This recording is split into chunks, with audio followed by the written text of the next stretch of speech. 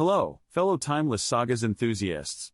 Today, we're embarking on a lyrical journey through the history of poetry. We'll explore the origins and evolution of this beautiful art form, and discover how it has shaped and been shaped by the societies that embraced it. So, buckle up, my dear poetic scholars, as we set forth on a rhyming, rhythmic adventure through time. Our saga begins in the distant past, around the 3rd millennium BCE, in the ancient land of Sumer. The Epic of Gilgamesh, often considered the earliest surviving work of literature, is an epic poem that wove together tales of heroism, tragedy, and the human quest for immortality. Imagine those ancient scribes, etching cuneiform script into clay tablets, little knowing they were laying the foundation for millennia of poetic expression. As we sail across the sands of time to ancient Egypt, we encounter the Pyramid Texts, a collection of religious and funerary poems inscribed within the pyramids themselves. These texts, dating back to the 24th century BCE, were meant to guide the pharaoh in his journey through the afterlife. Talk about some high-stakes poetry. Now, let's hitch a ride on a Phoenician trading ship and make our way to ancient Greece, where we find the epic works of Homer, the Iliad and the Odyssey. These tales of gods, heroes, and monsters captivated audiences and laid the groundwork for Western literature. But the Greeks didn't stop there, oh no. They also developed lyric poetry, a form that expressed personal emotions and thoughts, often accompanied by music. Grab your lyres, folks, because the likes of Sappho, Alcaeus, and Pindar are about to serenade us with their passionate verses. As we venture forth into the ancient Roman world, we encounter a rich tradition of poetry that built upon the Greek foundations.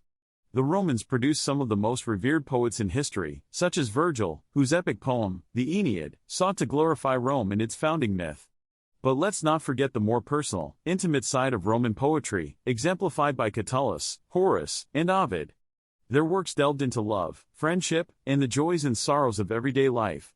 It's like a poetic reality show, in Latin. Now, we're off to ancient India, where poetry was an essential part of the religious and cultural fabric. The Vedas, sacred texts dating back to 1500 BCE, are a collection of hymns and philosophical musings composed in Vedic Sanskrit. Centuries later, the great poet and playwright Kalidasa would pen his lyrical masterpieces, such as the epic poem Raghuvamsha and the love poem Meghajuta, which remain revered to this day.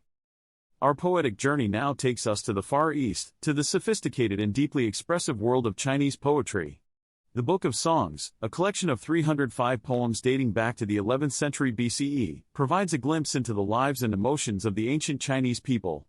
As time went on, the tradition of Chinese poetry flourished, giving rise to great poets like Li Bai, Du Fu, and Su Shi, who used their words to express the beauty of nature, the impermanence of life, and the human experience. As we travel westward to the lands of the Islamic Golden Age, we encounter the vibrant and enchanting world of Persian and Arabic poetry. The ghazal, a form of love poetry, became a popular way to express both earthly and spiritual love. The likes of Rumi, Hafez, and Omar Khayyam penned verses that continue to inspire and captivate readers today. And let's not forget the Arab poet al-Mutanabi, who declared, "If you see the teeth of the lion, don't think the lion is smiling at you." Wise words, indeed. Now, we cross the threshold into medieval Europe, where poetry underwent several fascinating transformations. The troubadours of southern France crafted songs of courtly love, while the German Minnesingers and the Italian poets of the Dolce Stile Nuovo sought to express the beauty and power of romantic love. Enter Dante Alighieri, whose Divine Comedy, an epic journey through hell, purgatory, and heaven, remains one of the most significant and influential works of Western literature. As we enter the Renaissance, we find poets like Petrarch, whose sonnets about his beloved Laura became a model for love poetry, and Ludovico Ariosto, whose epic poem Orlando Furioso combined romance, fantasy, and adventure in a sprawling narrative. Meanwhile, in England, the likes of Geoffrey Chaucer and Sir Thomas Wyatt ushered in a new era of English poetry. Now, let's fast forward to the 17th and 18th centuries, when the likes of John Donne, William Shakespeare, and John Milton crafted their masterpieces. These poets explored themes of love, loss, and the human condition, with a keen sense of wit and wordplay. As we move into the Age of Enlightenment, we encounter Alexander Pope, whose satirical verse poked fun at the hypocrisies and follies of his time. Turning the page to the Romantic era, we're swept away by the emotional intensity and passion of poets like William Wordsworth, Samuel Taylor Coleridge, and John Keats. These poets turned to nature, emotion, and the imagination as sources of inspiration and solace. As we near the end of our journey, we enter the modern era, where poets like Walt Whitman, Emily Dickinson, and T.S. Eliot broke with tradition and forged their own paths, exploring themes of identity, alienation, and the complexities of the modern world.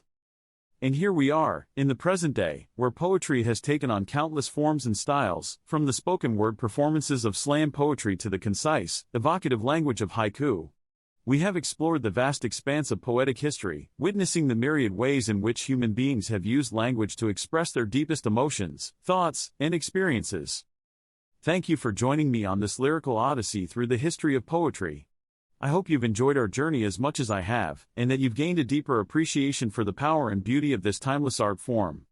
Until next time, my fellow timeless sagas enthusiasts, keep exploring the boundless realms of human creativity, and may your own poetic musings be as timeless as the sagas we've shared today.